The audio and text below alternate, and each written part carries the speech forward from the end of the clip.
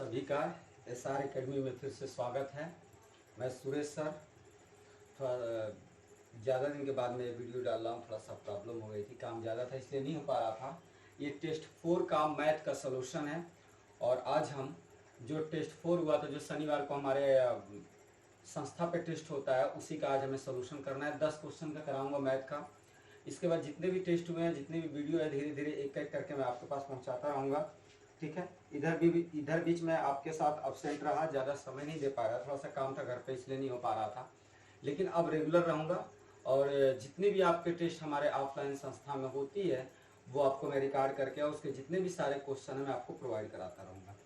यहाँ पे एक चीज़ देखना है कि थोड़ा सा वो क्या है कि वीडियो को शेयर कीजिए अपने दोस्तों को और बोलिए कि चैनल से जुड़े, क्योंकि थोड़ा सा आपके तरफ से हमें थोड़ा सा भी अगर जोर मिलेगा तो हम भी थोड़ा सा ज़्यादा मेहनत करेंगे। ठीक है ना। थोड़ा सा रिस्पांस नहीं आता है तो मन भी नहीं करता है। ठीक, तो थोड़ा सा वीडियो शेयर कीजिए और अपने दोस्तों से कहिए चैनल से जुड़े, सबको प्रॉफिट है इसमें। तो यहाँ पे जो है हम आज मोटिवेशनल कोर्स का यहाँ पे शुरुआत करते हैं। क्या है मेरा मोटिवेशनल कोर्स? तो मोटिवेशनल कोर्स आपका ये है कि जब कभी आपको पढ़ने का मन ना करे तो अपने माता पिता का चेहरा देखिएगा, आपको बात समझ में आ जाएगी। देखिए, जब भी आपके मन में कभी निराशा हो, कोई प्रॉब्लम हो, आपको ऐसा लगता हो कि ज़िंदगी बहुत बोझ बन चुकी है, तो एक बार अपने माता पिता का ध्यान से चेहरा देखिए, आपको समझ में आ जाएगा कि ज़िंदगी आपकी बोझ है या फिर ऐसे है। जब भी आपको पढ़ने का ना मन करे, आप अपने माता पिता के बारे में सोचिए, उनके मेहनत के बारे में सोचिए, धूप में से आते हुए एक पिता का चेहरा देखिए, ऑटोमेटिक आपको समझ में आ जाएगा कि आपको पढ़ना चाहिए कि नहीं पढ़ना चाहिए। ये बहुत बड़ा मोटिवेशनल वर्ड है कि जब भी आपको कभी ज़िंदगी में उदास महसूस हो तो आप अपने माता पिता के बारे में सोचिए, उनके मेहनत के बारे में सोचिए, आप एकदम एनर्जी फुल हो जाएंगे। ठीक है। तो इसी मोटिवेशनल कोर्स के साथ हम शुरू करते हैं आज का पहला क्वेश्चन। मेरा पहला क्वेश्चन जो है यहाँ पे देखिएगा, कह रहा है कि विभाजन के एक प्रश्न में भाजक भागफल का क्या है? विभाजन के एक प्रश्न में भाजक भागफल का 3 गुना तथा शेषफल का 6 गुना है। यदि शेषफल 2 हो तो उसमें भाज्य कितना होगा? मैंने पहले ही कहा कि मैं ट्रिक बहुत ज़्यादा नहीं बताता, मैं सिंपल कंसेप्ट पे विश्वास रखता हूँ, क्योंकि अगर सिंपल चीज़ें आती हैं तो आपको रट्टा मारने से आप बच जाएंगे। चलिए, तो यहाँ से हम शुरुआत करते हैं पहले क्वेश्चन का। बहुत आराम से समझेंगे, बहुत जल्दीबाजी नहीं है, चीज़ों को समझना है। विभाजन के एक प्रश्न में भाजक भागफल का 3 गुना और शेषफल का 6 गुना है। अब इस चीज को समझिएगा थोड़ा। मान लीजिए कि ये रहा है आपका प्रश्न ऐसे, ठीक है, समझते हैं। कह रहा है कि भाजक जो है भागफल का 3 गुना और शेषफल का 6 गुना है, और यदि शेषफल 2 हो तो। अब थोड़ा समझिए, ये जो शेषफल है इस शेषफल का 6 गुना है कौन? भाजक। यहाँ पे आप एक चीज देखिएगा, यहाँ पे क्या होता है कि इसको बोलते हैं हम लोग भाज्य, ये होता है भाजक, और ये होता है आपका भागफल, और ये होता है आपका शेषफल। क्या होता है? शेषफल होता है। ठीक है ना। अब यहाँ पे देखें तो इस सारी चीजों को अगर हम मेंशन करें तो आपको चीजें समझ में आ जाएंगी। तो अब मैंने शेषफल लिख दिया जो यहाँ पे ऑलरेडी दिया हुआ था। अब कह रहा है कि ये जो मेरा भाजक है वो कितना है? तो शेषफल का 6 गुना है, तो इसका 6 गुना कितना हो जाएगा? तो आप कहोगे सर 6 गुणे 2 हो जाएगा, यानी कि ये कितना हो जाएगा? 12 हो जाएगा। और ये जो है इस वाले का यानी भागफल का कितना है? तो 3 गुना है, तो इसका 3 गुना है मतलब कितना? 4 होगा, क्योंकि 4 तिहाई 12, तो 4 का 3 गुना ये हो गया कि नहीं हो गया? और इसका 6 गुना हो गया कि नहीं हो गया? तो आपको भाज्य बताना है, और आप जानते हैं कि भाज्य कैसे निकालते हैं हम लोग। तो इस वाले का इसमें गुणा कर देते हैं, और गुणा करने के बाद इसको जोड़ देते हैं तो हमें ये बीच वाला मिल जाता है। तो आप देखिएगा 12 चौक 48 और 48 और 2 कितना हो जाएगा? 50। तो यहाँ पे आ जाएगा आपका 50, और इस प्रकार से आपका पहला आंसर क्या हो जाता है? सही हो जाता है। ठीक है ना। देखिए कितना आसान था, बहुत आसान से कोई भी सिस्टम हम जो प्राइमरी लेवल में 7वीं 8वीं में आप सीखे थे उसी मेथड का हम लोग प्रयोग किए हैं, और बहुत आसानी से इसको हम लोग करके लेके चले गए। ठीक है। तो ऐसे ही सिंपल ही मेथड यूज किया जाएगा। जहाँ पे एकदम क्रिटिकल कंडीशन हो जाएगी, बहुत ज्यादा लंबा हो जाता है, तो वहां पे हम ट्रिक को देखेंगे। ठीक है। नेक्स्ट क्वेश्चन पे आते हैं। कोई भी दिक्कत हो तो एक बार कमेंट करके आप बता दीजिए, उस चीजों को सुधार लिया जाएगा। अगला अब यहाँ पे देखिए ये जो क्वेश्चन है, यहाँ पे n का मान बताना है, ये भी बहुत सिंपल सा क्वेश्चन है, इसमें कुछ करना और नहीं है। यहाँ पे जो है बस मल्टीपल है, तो यहाँ पे हम सारी चीज़ों को मेंशन कर देते हैं, उसके बाद से इसको लगाना शुरू करते हैं। देखिए यहाँ पे क्या है कि ये n है, तो मैंने यहाँ पे लिख दिया n, फिर है n का गुणा हो जाएगा तो ये हो जाएगा 2n/3, फिर हो जाएगा प्लस n/2, फिर हो जाएगा n/7 और इक्वल टू में 97 है। अब सिंपली जो आप तरीका जानते हो उसी का प्रयोग करो, कोई अलग तरीका आपको नहीं करना है ताकि आपको प्रॉब्लम ना हो। आप कहेंगे सर इसका हम ले लेंगे एलसीएम, तो 3 2 6 और 6 7 42, हमने 42 एलसीएम ले लिया। 3 से भाग देंगे तो 14, यहाँ देखिए जब यहाँ पे करेंगे तो ये कितना हो जाएगा 42 n हो जाएगा, ठीक है। ये 42 तो होगा प्लस हो गया, 3 से भाग देंगे कितनी बार जाएगा 14 बार, 14 से गुणा कर देंगे तो 14 गुना के 28 n हो जाएगा, ठीक है। अब यहाँ पे प्लस कर देंगे, 2 से भाग देंगे तो कितनी बार जाएगा 21 बार, तो यहाँ पे हो जाएगा 21 n हो जाएगा। 7 से भाग देंगे तो कितनी बार जाएगा 6 बार, तो 6 n हो जाएगा। अब इन सभी चीज़ों को अगर जोड़ा जाए तो अब देखिएगा थोड़ा सा, ये मेरा 42 हो गया, ये 28 हो गया, और ये आपका 21 हो गया, और फिर आपका 6 हो गया। तो अब देखिएगा 8 2 10 और 10 1 11, 11 6 17 के साथ, देखिए 6 1 7, 7 1 8, 8 2 1 16, 16 1 17 के साथ हासिल 1 बच गया, और यहाँ पे हो जाएगा 2 2 4, 4 4 8, 8 1 9, कितना हो गया आपका 97। तो यहाँ पे हो गया 97 n और बटे में 42 इक्वल टू में ऑलरेडी आपका 97 है, और आप जानते हैं कि इस 97 से 97 कैंसिल और ये 42 उधर चला जाएगा, तो यानी इक्वल टू कितना हो गया 42, और आपका आंसर आ गया कौन सा बी नंबर। एकदम सिंपल तरीके से, कोई भी आपको ताम झाम नहीं करना है, एकदम बिल्कुल टेंशन नहीं लेना है कैसे होगा, ठीक है, एकदम बहुत आसानी से हो गया।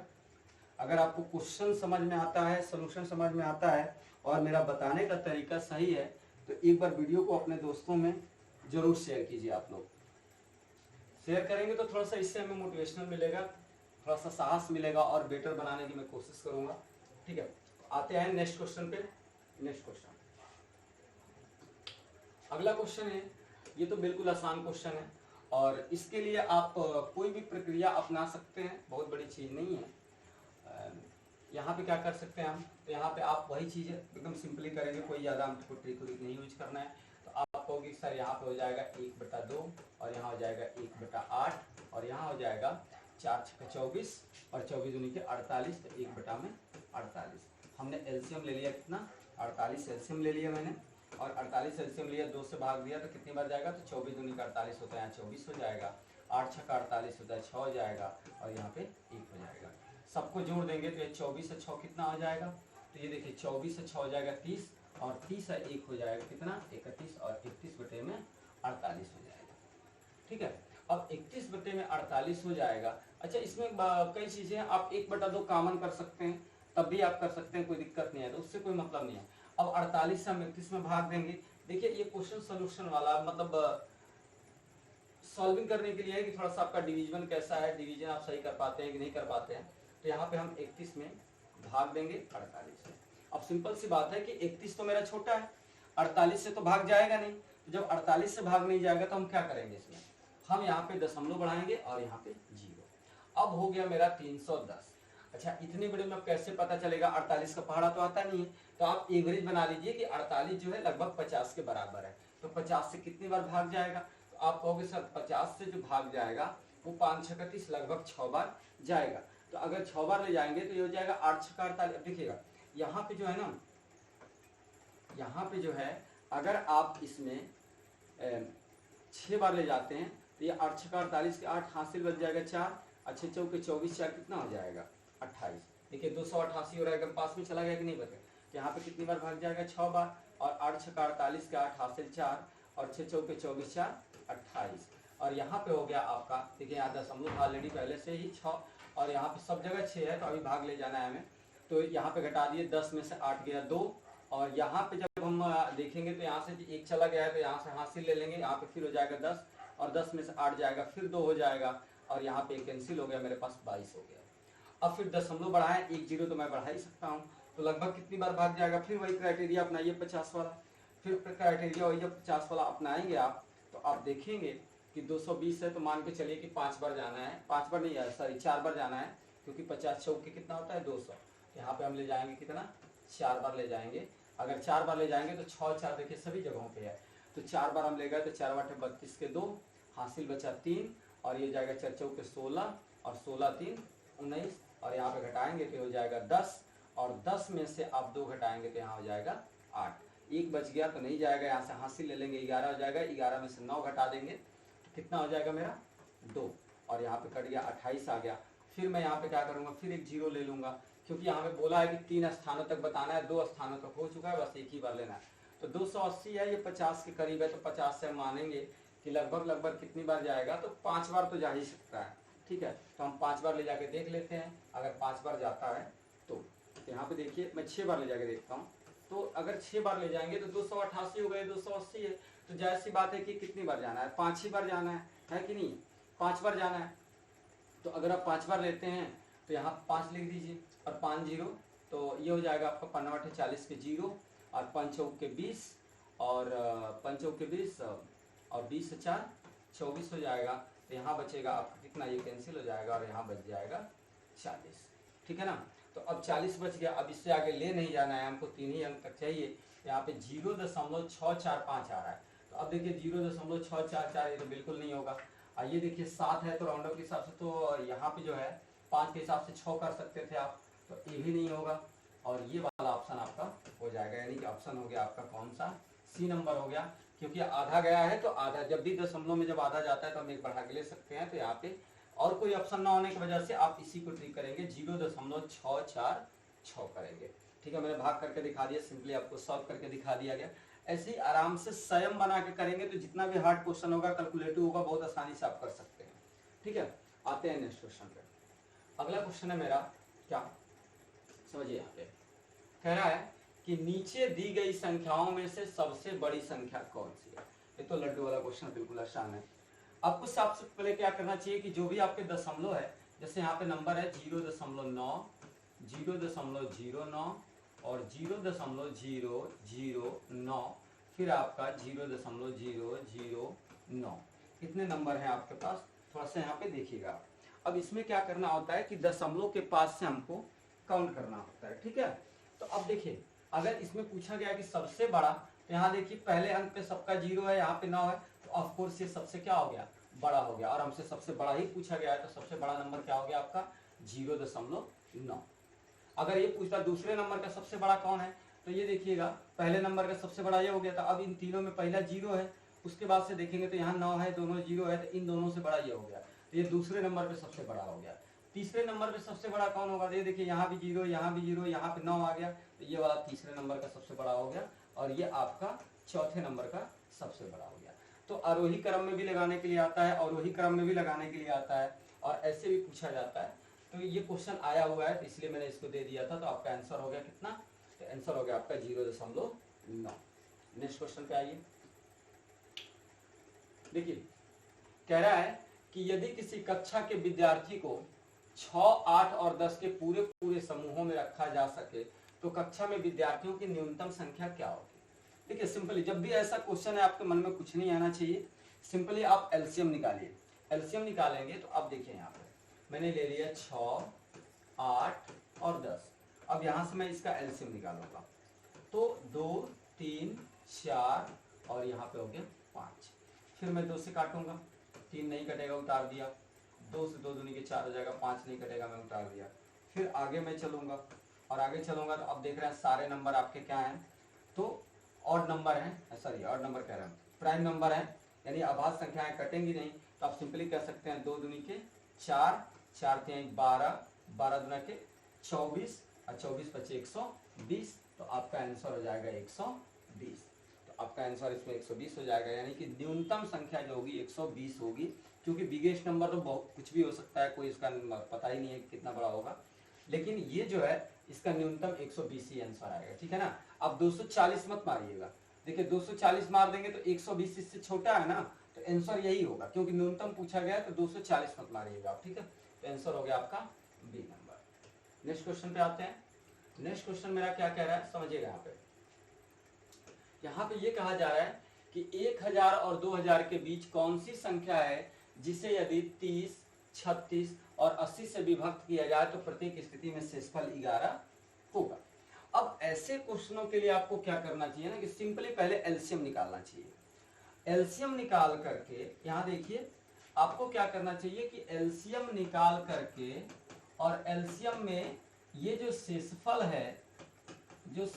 है इसे जोड़ देंगे तो आपका आंसर आ जाएगा। जब भी ऐसा क्वेश्चन पूछे तो सबसे पहले एलसीएम निकालिए और एलसीएम निकाल करके शेषफल जोड़ देंगे तो आपको आंसर मिल जाएगा। तो हम एक काम करते हैं 30 का, 36 का और 80 का एलसीएम निकालते हैं। 30, 36 और 80 का एलसीएम निकालते हैं। अब जब एलसीएम निकाला जाएगा 2 से शुरुआत करूंगा, यहाँ 15 हो जाएगा, ये 18 बार और ये 40 बार। 2 से भाग देंगे 15 कटेगा नहीं, ये 9 बार में कट जाएगा, ये 20 बार में कट जाएगा। फिर 2 से भाग दूंगा, ये 15 नहीं कटेगा, उतार दिया, 9 नहीं कटेगा, उतार दिया, 10 आ गया। फिर 2 से 15 को उतार दिया, 9 को उतार दिया, 5 उतार दिया। क्लियर? अब यहाँ पे हम देखेंगे कि अब 2 से कोई नंबर कटने वाला नहीं है तो 3 से काटेंगे। 3 पचे 15, तितली के 9 और ये हो गया 5। अब सारे के सारे नंबर आप देखेंगे, फिर 3 से काटेंगे तो 5 हो जाएगा, ये पूरा कट जाएगा, ये 5 हो जाएगा। फिर 5 से काटेंगे तो 10 हो जाएगा।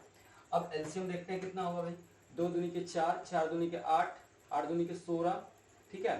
तो यहाँ तक तो मेरा 16 हो गया। आइए देखिए, तितली के 9 और 9 बचे 45, तो यहाँ पे क्या आ गया आपका 45, यानी 16 और 45 का गुणा कर दीजिए। तो 16 और 45 का गुणा करेंगे तो 5 6 30 के 0 हासिल 3, 5 3 8, यानी 16 85, 16 चौके 64, तो यहाँ हो जाएगा 64। तो ये हो जाएगा 0 और 8 4 12 और 6 1 7, ठीक है ना। तो 720। तो आपका एलसीएम कितना आया? तो एलसीएम मेरा आ गया 720 आ गया। जितना कैलकुलेशन आपका फास्ट रहेगा सारी चीजें बहुत आसान लगेंगी आपको। तो मैंने 720 यहाँ पे एलसीएम निकाल दिया। अब मैं इस चीजों को हटा देता हूँ, इसका कोई विशेष रोल नहीं है, ठीक है, हटा दिया मैंने। तो एलसीएम मेरे पास कितना आ गया 720। लेकिन जितने भी नंबर हैं ये 720 से बड़े हैं, तो अब हम क्या करेंगे, डबलिंग करेंगे। अब 720 को अगर डबल कर दोगे, अगर मैं 2 से मल्टीप्लाई कर दूं 720 में, तो मेरे पास एक नंबर आएगा 1440 आ जाएगा। अब 1440 में अगर 11 जोड़ दूं तो क्या कोई आंसर मैच करेगा? तो आप देखेंगे कि 1440 में 11 अगर आप जोड़ देते हैं तो यहाँ 1 हो जाएगा, 4 1 5 हो जाएगा, ये हो जाएगा 1451, यानी कि आपका आंसर हो जाएगा ए नंबर। यानी कि एलसीएम निकालने के बाद अगर कोई आंसर इससे बड़े हैं तो आप उसको डबलिंग कर दीजिए, ट्रिपलिंग कर दीजिए, या 4 बार मल्टीप्लाई कर दीजिए, 5 बार मल्टीप्लाई कर दीजिए। उसके बाद लास्ट में शेषफल जोड़िएगा, शुरुआत में शेषफल नहीं जोड़ना है, ठीक है ना। तो मैंने क्या किया, इसको डबल कर दिया। डबल कर क्यों डबल किया?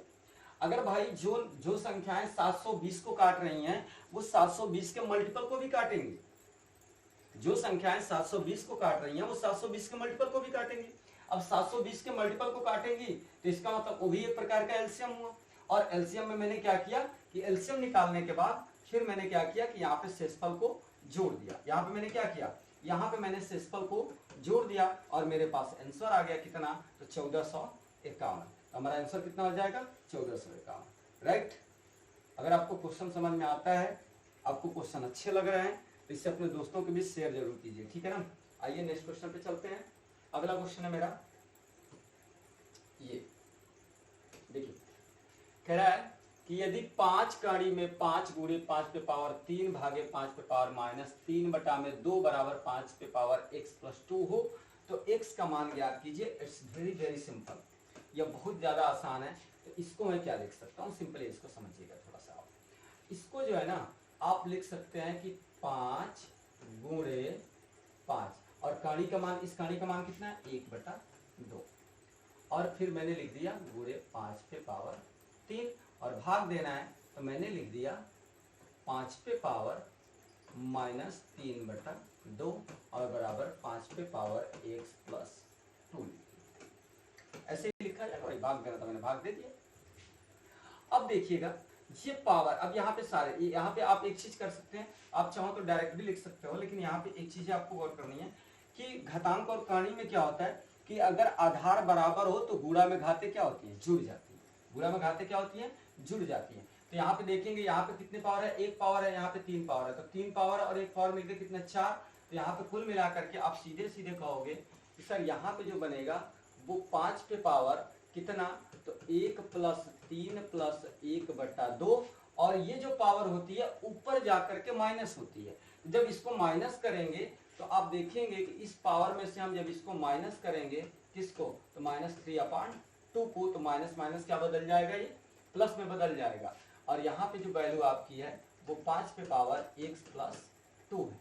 अब मैंने देखिए ये नीचे वाली घातांक कड़ी में क्या होता है कि अगर आधार सेम है तो ऊपर जाने के बाद जो पावर होता है अगर माइनस में है तो ये माइनस में है तो ऊपर जाएगा तो माइनस माइनस क्या बन जाएगा, प्लस बन जाएगा। ठीक है, तो यहाँ पे मैंने क्या कर दिया, यहाँ पे प्लस कर दिया। ठीक है, कोई दिक्कत नहीं, बहुत आसान है। अब यहाँ पे जब सॉल्व करेंगे तो ये देखिए माइनस माइनस प्लस हो जाएगा, तो ये भी चीजें इसमें आकर के जुड़ जाएंगी। कौन, 3/2, तो यहाँ पे हो गया 3 × 3, 3 × 1 4, यानी कि हो गया 4 सही 1/2, यानी कि आप कह सकते हैं कि 4 सही 1/2 का मतलब होता है 2 चौके 8 1 9, 9/2 हो जाएगा। तो ये हो जाएगा आपका 9/2 अब प्लस 3/2। क्लियर। अच्छा, यहाँ पे अब देखेंगे कि यहाँ के बाद जो आपकी वैल्यू है वो 5 पे पावर x + 2 है।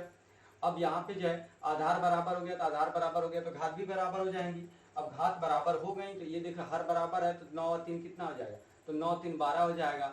अब 12 में जब आप 2 से भाग देंगे तो आपके पास क्या बचेगा, तो 2 छक्का 12, और 2 इधर आके माइनस हो जाएगा, तो x बराबर आपको कितना मिल जाएगा, 4, यानी x का आंसर कितना आ गया, 4 आ गया। ठीक है ना, सारी चीज़ों को बहुत आराम से देखिएगा, मैंने सारा मेंटेन कर दिया है, इसका कोई मतलब नहीं है, मैं आपको सिर्फ बता रहा था। ठीक है, इसका कोई मतलब नहीं है, लगाना आपको ऐसे ही जैसे बताया, पहले ऐसे कीजिएगा फिर ऐसे कीजिएगा फिर से मैं एक बार आपको इसको क्लियर कर दूं। जब आधार बराबर हो तो गुणा में घातें जुड़ जाती है। तो यहाँ पे आधार बराबर है, सबके 5 है, मेरे पास गुणा है तो मैंने क्या किया, इसके आधार को जोड़ दिया, यानी 5 पे पावर इस पे पावर 1 है तो 1 अब +3 + 1/2। और नीचे वाली पावर है क्या होता है, भाग में क्या होता है कि आधार बराबर हो तो घातें घट जाती हैं, तो ये ऊपर जाकर के क्या करेगी, घटेगी। जब घटेगी तो ये -3/2 है तो माइनस माइनस क्या हो जाएगा, प्लस हो जाएगा, यानी ये भी जुड़ जाएगा। जब इसको जोड़ेंगे तो देखिएगा 3 × 3 और 3 × 1 4 और 4 दूना के 8 8 1 9 9/2, और ये आपका 3/2 जुड़ गया, यानी कुल मिला के 9 3 12 हो गया, और आपने 2 से भाग दिया 12 में, आधार बराबर हो गया। तो जब आधार बराबर होता है तो क्या होता है, घात भी बराबर होती है। तो यहाँ पे मैंने क्या किया, 12 में 2 से भाग दे दिया, 6 आ गया, और x + 2, इसका मतलब ये हो गया कि अब आप 6 जो है 2 को इधर लेके आएंगे तो ये माइनस में हो जाएगा, तो x बराबर कितना हो जाएगा आपका, 4 हो जाएगा। ठीक है, नेक्स्ट क्वेश्चन आराम से समझ लीजिएगा, अगर बहुत तेज समझा रहा हूं तो। अगला क्वेश्चन बिल्कुल आसान है, कह रहा है एक पुस्तक में 250 पृष्ठ हैं, एक पुस्तक में 250 पृष्ठ हैं और प्रत्येक पृष्ठ पर 35 पंक्तियां हैं और प्रत्येक पंक्ति में 40 अक्षर है। पुस्तक में कुल कितने अक्षर हैं, बिल्कुल कुछ कोई मतलब ही नहीं है इसको। देखिए पुस्तक में 250 पृष्ठ हैं, ठीक है भाई 250 पृष्ठ हैं, और एक पृष्ठ पे 35, तो एक पृष्ठ पे 35 है तो 250 पृष्ठ पे कितने होंगे, तो 250 × 35 पंक्ति है। और अगर इतनी पंक्ति आ गई तो एक पंक्ति में कितने अक्षर है, 40, बस इसी को मल्टीप्लाई कर दीजिए, हो बात खत्म। अब देखिएगा यहाँ पे सिंपली कीजिए, ये 25 चौके कितना हो जाएगा, 100 हो जाएगा। ये 25 का और 4 का गुणे तो 25 चौके 100, और 2 जीरो ऑलरेडी पहले से है, और गुणे में कितना हो गया 35। अब कैलकुलेट करेंगे तो 35 के पीछे आपके कितने जीरो लग जाएंगे, 4 जीरो लग जाएंगे, तो आपका आंसर हो जाएगा कौन सा, ए नंबर, यानी आपका आंसर चला गया किसके साथ, ए नंबर के साथ चला गया। बिल्कुल सिंपल एक लाइन का क्वेश्चन था, आप लोग देख के घबराए नहीं कि क्या क्या लिखा है। क्वेश्चन के साथ अच्छे से डील करें, पढ़ते जाएं, लिखते जाएं, जैसे जैसे कह रहा है उसके बाद ऑटोमेटिक लास्ट में आपका आंसर आ जाएगा। नेक्स्ट क्वेश्चन पे आते हैं। अगला क्वेश्चन कह रहा है कि यदि कहानी में 3 बराबर 1.732 हो तो 7/3 प्लस कहानी में 3 का मान क्या होगा। एक चीज आपको ध्यान रखना है, यहाँ जल्दीबाजी नहीं करना है, आप फटाक से कहानी में 3 का मान यहाँ उठा के रख देंगे। अब यहाँ पे दशमलव है, दशमलव में आ जाएगा, दशमलव में भाग देने में आपको दिक्कत हो जाएगी। तो आप इसको क्या कीजिएगा कि एक चीज समझिएगा थोड़ा सा यहाँ पे, कि यहाँ पे जो है, यहाँ पे थोड़ा सा आपको संयम रखना है, थोड़ा सा आपको संयम रखना है। अगर आप थोड़ा सा भी इधर उधर करेंगे तो आपका काम गड़बड़ हो जाएगा, ठीक है ना। नीचे मान मत रखिएगा, इसको हम लोग क्या करेंगे कि परमेयीकरण करेंगे। क्या करेंगे, परमेयीकरण करेंगे, और परमेयीकरण करने के बाद जो है इसको सॉल्व करेंगे। तो चलिए हम परमेयीकरण कर लेते हैं, और परमेयीकरण करके देखते हैं कि क्या होता है। ठीक है,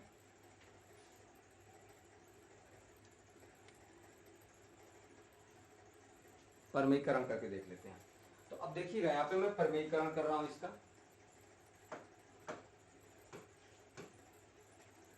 देखिए यहाँ पे लिखा है 7 अब बटे में 3 प्लस कहानी में 3। परमीकरण करने का मतलब क्या होता है बेटा कि नीचे वाले जो नंबर होते हैं उनका साइन चेंज कर दीजिए, यानी कि प्लस में है तो माइनस में, माइनस में है तो प्लस में, और ऊपर और नीचे दोनों गुणा कर दीजिए। तो मैंने यहाँ पे माइनस से गुणा कर दिया, यहाँ भी मैंने गुणा कर दिया 3 माइनस कहानी में 3। इसी को परमीकरण कहते हैं। अब इसको जब मैं सॉल्व करूंगा तो अब देखिएगा थोड़ा सा, अब देख रहे हैं आप कि ये वाला एक बार प्लस में एक बार माइनस में, तो फार्मूला आपका कौन सा बनना है, ए स्क्वायर माइनस बी स्क्वायर, यानी कि इसका फार्मूला होता है ए स्क्वायर माइनस बी स्क्वायर का ए प्लस बी इंटू ए माइनस बी होता है।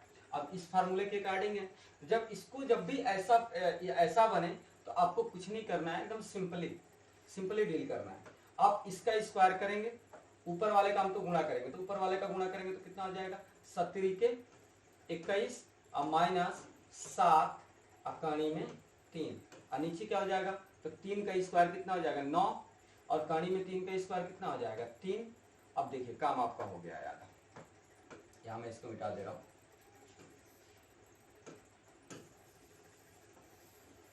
ठीक है, अब यहाँ पे देखिए समझिएगा, अब मैंने क्या किया कि यहाँ पे कर दिया। अब इसके बाद से क्या करूंगा मैं, यहाँ पे लिख दिया मैंने, यहाँ से 7 कॉमन होगा ना, देखिए कुछ भी कॉमन कर लीजिए, यहाँ पे कुछ भी कॉमन कर सकते हैं जो आपको अच्छा लगे।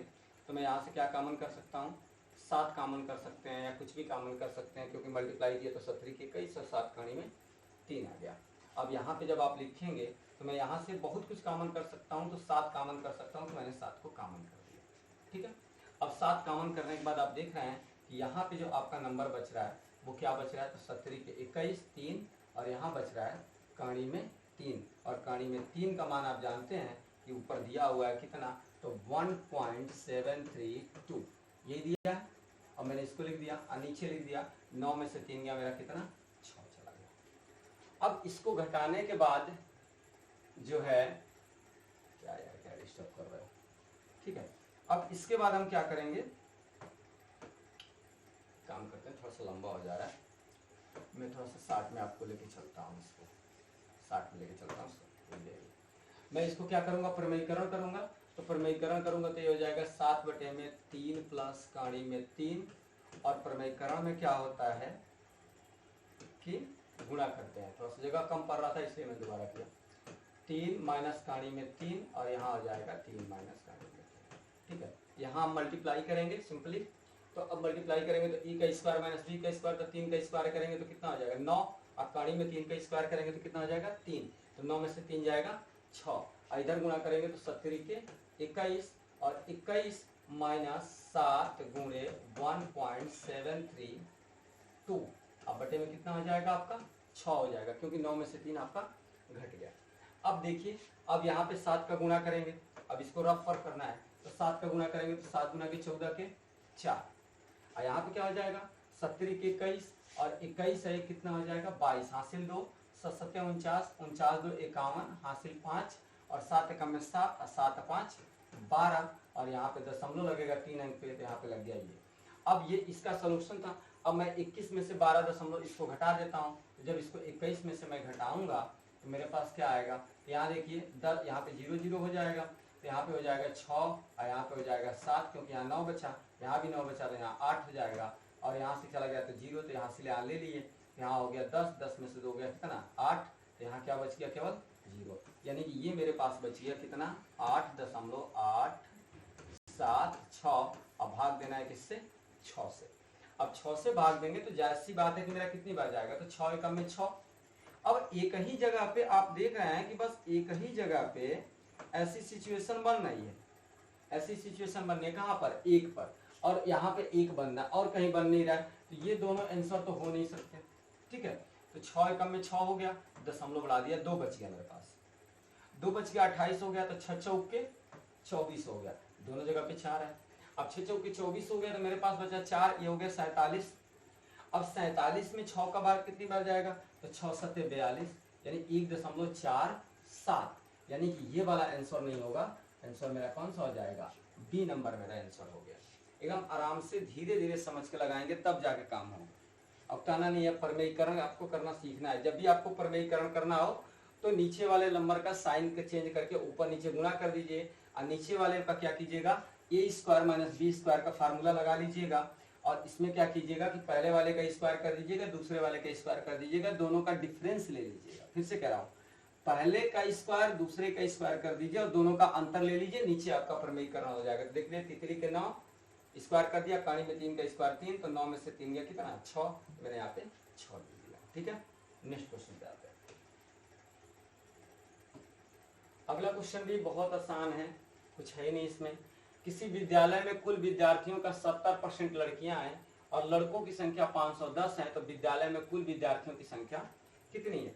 ये तो एकदम लल्लू पंजू वाला क्वेश्चन हो गया।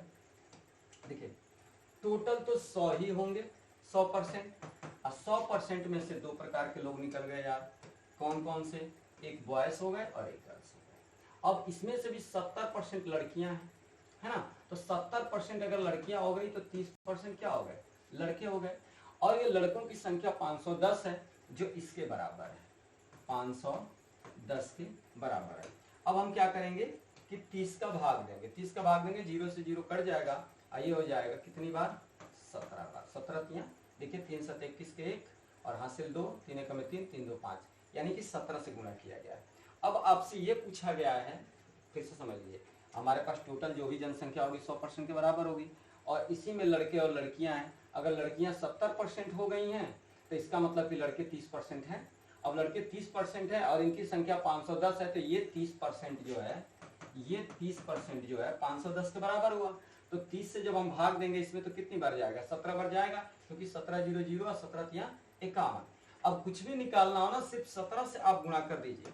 तो यहाँ पे मैं क्या करूंगा कि इस वाले को हमें निकालना था, इसको निकालना था हमें कि कुल विद्यार्थियों की संख्या। तो कुल विद्यार्थी कितने हैं हमारे, 100 है। तो इसमें मैंने क्या किया, 17 से मैंने गुणा कर दिया, तो ये कितना हो गया 1700, और आपका आंसर चला जाएगा कहां पर, तो आपका आंसर हो जाएगा बी नंबर।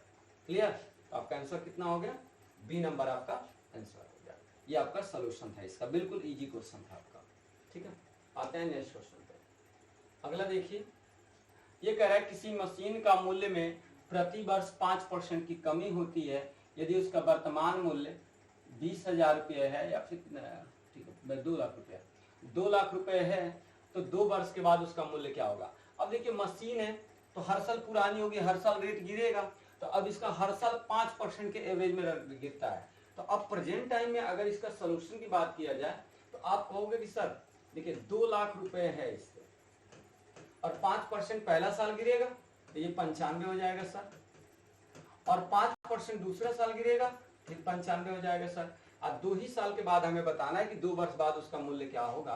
तो सिंपली 2 लाख रुपए की कोई चीज थी, 5% पहले साल घटी, 5% दूसरे साल घटी, और इसके अकॉर्डिंग जब काटेंगे तो 2 0 2 0 4 0, तो 2 0 2 0 4 0। अब मेरे पास क्या बचा, 20 गुणे 95 गुणे 95। अब 95 का मल्टीपल करना कोई बहुत बड़ी बात नहीं है, सिंपल है। देखिए ऐसे कीजिएगा, आप लिख लीजिएगा 100 - 5, 100 में से 5 घटाएंगे 95 होगा, 95 से आप गुणा कर दीजिएगा। तो 95 से गुणा करेंगे 100 में, तो ये हो जाएगा 95 और डबल 0, और 5 से गुणा करेंगे तो 5 25, अब 5 9 45, 45 2 47, माइनस है माइनस लगा देंगे, घटा देंगे। 10 में से 5 गया 5, यहाँ बच गया 9, 9 में से 7 गया 2, यहाँ बच गया 4, यहाँ हो गया 0, और यहाँ हो गया 9, यानी 90 25। अब 90 25 आया, और 90 25 में आपको क्या करना है, 20 से गुणा करना है, क्योंकि 95 का तो गुणा कर लिया, 20 का गुणा करना है, तो यहाँ पे हम 20 का गुणा कर दिए।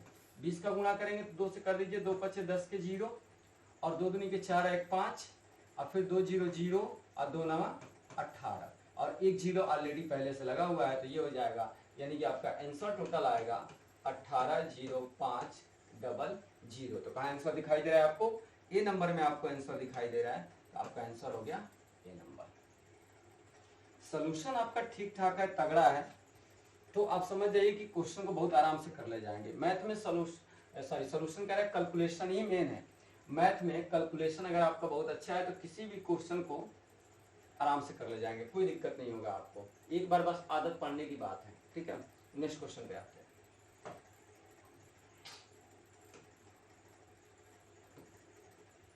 ये आपका क्वेश्चन 56 नंबर।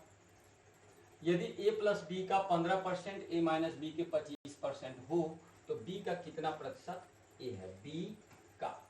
अब यहाँ देखिए, पहले उसको मैं सॉल्व करता हूँ। तो मैं लिखूंगा यहाँ पे कि a प्लस बी का 15% मतलब 15/100 अब बराबर है a माइनस बी के 25% का मतलब 25/100। दोनों तरफ केवल गुणा हुआ है तो आप इस 100 के इस 100 को काट देंगे। अब 5 × 15 और 25। अब इसको गुणा कर दीजिए, तो जब गुणा करेंगे तो ये हो जाएगा 3a plus 3b equal to में 5 से गुणा करेंगे तो 5a माइनस 5b। b के पास जाएगा, a के पास जाएगा, तो 5a जो है, जब देखिए 3a इधर आएगा 5b इधर आएगा, 5b इधर आएगा तो प्लस में हो जाएगा, जब प्लस में हो जाएगा तो 5 और 3 मिलके कितना हो जाएगा 8b हो जाएगा, और 3a उधर जाकर माइनस हो जाएगा तो बचेगा 2a। अब ये देखिएगा 2 × 1 में 2 और 2 × 4 8। अब यहाँ लिखोगे कि b बटा में a, इधर बच गया 1 और ये जो है नीचे आ जाएगा 4। सारी चीजें यहाँ पे मैंने मेंटेन कर दिया। यहाँ ये वाला b का मान हो गया और ये वाला a का मान, तो a का मान 4 हो गया और b का मान कितना हो गया 1 हो गया। अब कह रहा है b का, तो जिसका का बोला जाता है उसको नीचे रखते हैं, तो b का मतलब 1 नीचे हो गया। a कह रहा है b का कितना प्रतिशत a के बराबर है, b का कितना प्रतिशत a के बराबर है, यानी कह सकते हैं कि b का a कितना प्रतिशत है, तो कितना ये 4 हो जाएगा और 100 से गुणा कर देंगे परसेंटेज बताने के लिए, तो ये हो जाएगा आपका 400 और आपका आंसर चला जाएगा किसके साथ, तो आपका आंसर चला जाएगा डी नंबर के साथ। बिल्कुल आसान है, देख लीजिए मैंने कर दिया, ये b का मान हो गया, ये a का मान। अब वहां पे कह रहा है कि b का, तो का वाला नीचे रख दीजिए, a के बराबर होगा तो a का मतलब b का एक कितना प्रतिशत है, b का एक कितना प्रतिशत है, a का मान ऊपर रख दिया और 100 से गुणा कर दीजिए परसेंटेज बताने के लिए, आपका आंसर बहुत आसानी से आ जाएगा। ठीक है, अगर आपको क्वेश्चन अच्छे लगते हो तो अपने दोस्तों को लिंक को शेयर कीजिए ताकि उनको भी इसका प्रॉफिट मिले। ठीक है, आते हैं नेक्स्ट क्वेश्चन पे। ये क्वेश्चन है आपका अगला, कह रहा है कि यदि a और b का अनुपात 4 संबंधी 5 है और उनके वर्गों का अंतर कितना है 81 है, और उनके वर्गों का अंतर 81 है, तो a का मान ज्ञात करो। ये भी बहुत सिंपल क्वेश्चन है, आपको परेशान होने की जरूरत नहीं है। तो देखिए यहाँ पे अब a और b का अनुपात है, तो हमने मान लिया कि ये जो है 4x है और ये 5x है, मैंने मान लिया। अब क्या होगा कि इनके कह रहे हैं कि इनके वर्गों का अंतर, तो ये देखिए 5x का स्क्वायर माइनस 4x का स्क्वायर बराबर में कितना 81। सिंपली अब देखिए 5 का हो जाएगा 25x square minus 16x square equal to 81। 25 में से 16 घटाएंगे कितना आ जाएगा 9x स्क्वायर इक्वल टू 81, और 9 से 81 9 बार में कैंसिल, और x बराबर कितना हो जाएगा आपका 3, क्योंकि x स्क्वायर बराबर 9 है तो x बराबर कितना हो जाएगा 3। x की वैल्यू हमें मिल गई। अब इसी वैल्यू को हम क्या करेंगे वहां पे पुट अप कर देंगे, तो a का मान हमारा कितना है, a का मान यही ना है, तो a का मान यहाँ रख देंगे। जब a का मान आप रखोगे इसमें कितने से गुणा कर दोगे तो x के मान से, तो x का मान कितना है 3, तो 3 से गुणा किया तो 4 3 12, तो आपका आंसर कहाँ चला गया 12, यानी बी नंबर आपका आंसर सही है। ध्यान से देख लीजिए, कोई दिक्कत हो तो आप कमेंट करके बता दीजिए। ठीक है ना, थोड़ी सी आवाज की प्रॉब्लम आ सकती है क्योंकि माइक सही है नहीं, मैं जल्दी इसको चेंज करा दूंगा। नेक्स्ट क्वेश्चन पे आता हूँ। अगला क्वेश्चन ये भी बिल्कुल लड्डू वाला क्वेश्चन, बहुत आसान है। कह रहा 5% वार्षिक चक्रवृद्धि ब्याज की दर पर 800 रुपया कितने वर्षों में, 800 रुपया कितने वर्षों में 882 रुपया हो जाएगा। अच्छा सिंपल है, आप देखिएगा 5% के हिसाब से ब्याज लगेगा, तो आप 800 रुपए पर 5% के हिसाब से मतलब कि 105 बटा में 100 हर साल बढ़ेगा, तो 5 दूना के 10, 5 एकम में 5, 5 दूना के 10, यानी कि 21 बटा 20 की बात हो रही है, 21 बटा 20 की। तो अब यहाँ पे जो 21/20 तो हम 21/20 लिख दिए, लेकिन मुझे नहीं पता है कि ये कितने साल में होगा। तो आप कह देंगे कि सर 1 साल में होगा, n साल में होगा, और ये पैसा बढ़ के कितना हो जाएगा, तो 882 रुपया हो जाएगा। अब ये सिंपली इधर आएगा, जब इधर आएगा तो आप क्या करेंगे, ठीक है, जब ये इधर आएगा तो ये हो जाएगा 21/20 और पावर बन जाएगा n, और ये हो जाएगा 882 और बटे में कितना हो जाएगा 800। कटता है तो काट लीजिए, तो हम काट लेते हैं, जितने से कटता है तो 2 से कटेगा तो नीचे हो जाएगा 400 और ऊपर हो जाएगा कितने, 2 चौके 8, 2 चौके 8, 2 एकम 2, 441। अब आप देख रहे हो यहाँ पे एक चीज गौर कर कीजिएगा, जब आप इन चीजों पे गौर करेंगे तो आपको एक चीज दिखाई देगा, ये वाला 21 का स्क्वायर है और ये वाला 20 का स्क्वायर है। स्क्वायर का मतलब क्या होता है, 2 वर्ष, यानी कि 2 वर्ष के अंदर ही ये जो 800 रुपया है या 882 रुपया हो जाएगा, यानी कि n इक्वल टू कितना आएगा 2। n इक्वल टू 2 क्यों आएगा, क्योंकि ये 21 का स्क्वायर है और ये 20 का स्क्वायर है। इसी चीज को आप एक और तरीके से कर सकते हैं, एक और तरीके से आप कर सकते हैं, देखिए इसको ऐसे कर सकते हैं आप, हाँ यहाँ पे लिख लीजिए आप पहला वाला 800 रुपया, ठीक है, और इधर लिख लीजिए आप 882 रुपया। अब क्या करेंगे आप कि यहाँ पे काट लेंगे, यहाँ काटेंगे 2 से काटेंगे कितना हो जाएगा 400, इधर काटेंगे कितना हो जाएगा, तो यहाँ पे 2 चौके 8, 2 चौके 8, 2 एकम में 2, यानी कि यहाँ पे जो नंबर आएंगे आपके मच्छी है, बहुत परेशान किए थे,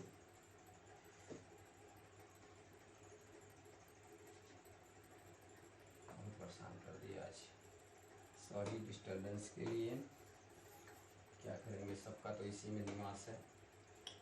तो ये देख रहे हैं आप कि ये किसका हो गया 20 का स्क्वायर, ये किसका हो गया 21 का स्क्वायर हो गया, तो इसका मतलब कि ये जो हमारा बन रहा है ये यही वाला हमारा आंसर हो जाएगा, तो आपका आंसर हो जाएगा कितना 20। तो ऐसे भी आप कर सकते हैं इस प्रकार के क्वेश्चन को, ठीक है। नेक्स्ट क्वेश्चन पे आ जाइए फिर, ये आपका क्वेश्चन है, देखिए क्या कह रहा है कि 250 रुपए की धनराशि पहले वर्ष में 4% और दूसरे वर्ष में 8% वार्षिक चक्रवृद्धि ब्याज की दर पर कितनी हो जाएगी। ये भी इजी है, आप कहेंगे कि सर देखिए आपके पास जो है 250 रुपए है, पहला साल ये 4% बढ़ेगा तो 104/100 हो जाएगा, और अगले साल 8% बढ़ेगा तो 108/100 हो जाएगा। बस कैलकुलेशन है और कुछ नहीं है। अब देखिएगा थोड़ा सा काटेंगे, तो यहाँ काटोगे तो 4 दूना के 8 और 4 सते 28, ठीक है, 4 से काटोगे कितना हो जाएगा 25। फिर यहाँ काटोगे तो ये देखिएगा 4 दूना के 8 और 4 छक्का 24, आइए कितने बार में 25 बार। अब देखिए ये 25 से ये 25 कैंसिल हो गया, बचा कितना 10। अब 10 से काटेंगे तो ये देखिएगा 5 दूना के 10 और ये हो गया 25। अब हमको क्या करना है कि सिंपली गुणा करना है, किसका किसका, तो 26 का, 2 का और 27 का। तो यहाँ पे हो जाएगा 26 दूना के, अगर मैं इसका गुणा करूं 26 दूना के 52 हो जाएगा, और मैं क्या करूंगा कि 52 गुणे 27 कर दूंगा, तो 7 दूना के 14 के 4, हासिल 1 बच गया, और 7 पचे 35 और हासिल 1 36 हो जाएगा। इधर करेंगे तो 2 दूनी के 4 हो जाएगा और 2 पचे 10 हो जाएगा। जोड़ेंगे तो 4 6 4 10 के 0, 3 1 4 हो जाएगा, और यहाँ पे हो जाएगा कितना 1 हो जाएगा। यानी कि अब इसमें क्या करना है, तो हमें 5 से भाग भी देना है, तो हमने क्या किया कि 5 से भाग दे दिया यहाँ पे। अब 5 से मैं जब भाग दूंगा तो ये हो जाएगा 5 दूना के 10, हाँ से कितना बच गया 4 बच गया, 46 हो गया, तो ये हो जाएगा 5 9 45। अब सिंपली देख रहे हैं आप कि 2 और 9 यहाँ पे है ही नहीं, यहाँ पे भी नहीं है, यहाँ पे भी नहीं है, कहाँ पे है यहीं पे, तो यही आपका आंसर हो जाएगा। पूरी भाग देने की आवश्यकता आपको नहीं, पूरा भाग देने की कोई आवश्यकता नहीं है, आप सिंपली एकदम ऐसे कर सकते हैं, आधा अधूरा दे दीजिए, जो आंसर मैच करके मार दीजिए, एकदम सही है, ठीक है। नेक्स्ट क्वेश्चन क्या, लास्ट क्वेश्चन है आपका ये, ठीक है, शायद लास्ट क्वेश्चन है, देखता हूं। ए और बी मिलकर किसी कार्य को 5 दिन में कर सकते हैं तथा ए अकेला उसे 8 दिन में पूरा कर सकता है, बी अकेला उसे कितने समय में पूरा करेगा। सिंपल सी बात है, देखिए मैं इस क्राइटेरिया को लिखता हूं, ध्यान से देखिएगा। ए प्लस बी अगर करेंगे तो इन्हें लगेगा 5 दिन, और अगर ए अकेले करेगा तो इसे लगेगा 8 दिन। अब हमें क्या करना है, प्राइमरी वर्क करना है। हम क्या करेंगे कि यहाँ पे एलसीएम ले लेंगे, तो 8 और 5 का एलसीएम कितना हो जाएगा, 40।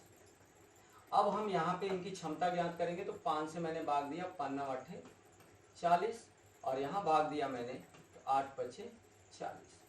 सिंपल सी बात है क्या कि ए और बी मिलकर के एक दिन में 8 रोटी खा सकते हैं। ए और बी मिलकर के एक दिन में 8 रोटी खा सकते हैं, और ए जो है अकेला एक दिन में 5 रोटी खा सकता है। तब आप कहोगे कि सर अगर ए और बी मिलके 8 रोटी खाते हैं एक दिन में, और ए अकेले एक दिन में 5 रोटी खाता है, तो इसका मतलब कि बी एक दिन में कै रोटी खाता है। आप कहोगे कि सर 3 रोटी खाता है। क्यों खाता है भाई 3 रोटी, तुम भी खाओ, तो कौन सा तुमको ब्रेक लगा है।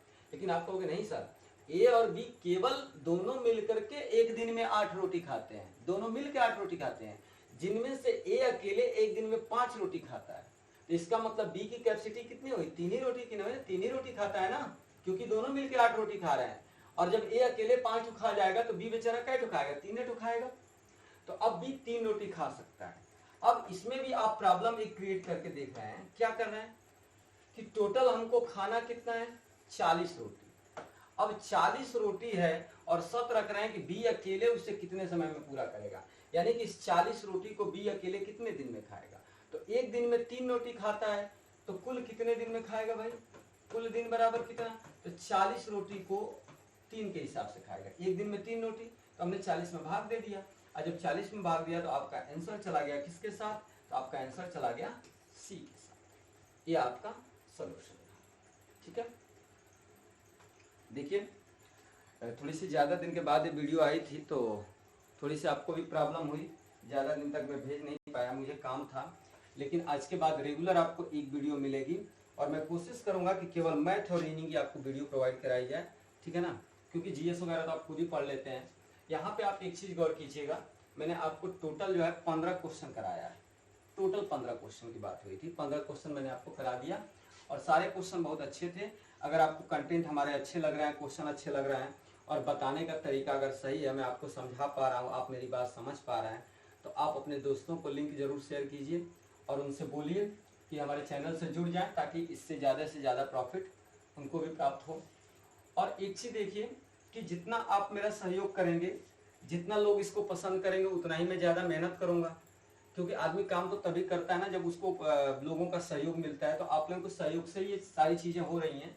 ठीक है, तो ये क्वेश्चन था, और कल हम लोग अगले वीडियो के साथ मिलेंगे और अच्छे क्वेश्चन के साथ मिलेंगे। अब कल मैं कोशिश करूंगा कि आपको हिंदी का सलूशन दे दूं, हिंदी वाला सलूशन कल मिल जाएगा, और मैथ का भी एक सलूशन कल दे दूं। आज मैंने एक वीडियो रिकॉर्ड कर दिया है, और आज ये रिकॉर्ड करके मैं आपको पोस्ट कर दे रहा हूँ। ठीक है, थैंक यू, धन्यवाद।